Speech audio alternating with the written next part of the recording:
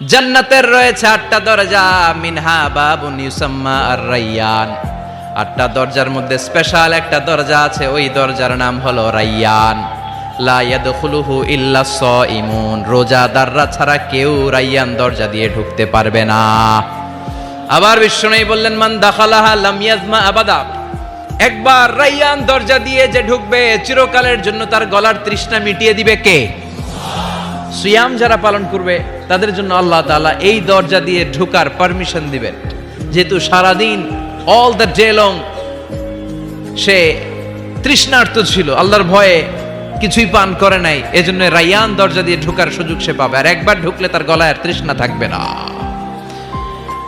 বিশ্বনবী বললেন এই 8টা দরজার অনেক মাহাত্ম্য।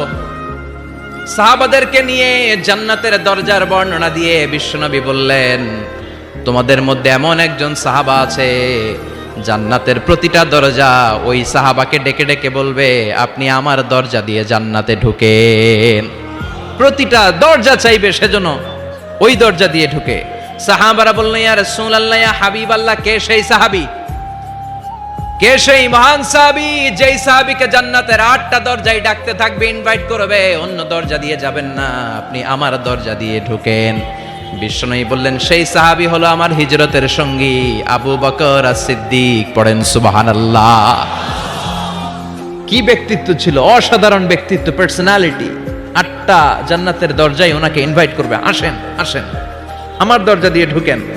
সাইয়েদনা আবু বকরের এত সম্মান, উনি সবগুলা দিয়ে ঢুকতে পারবে, আমাদের পারমিশন থাকবে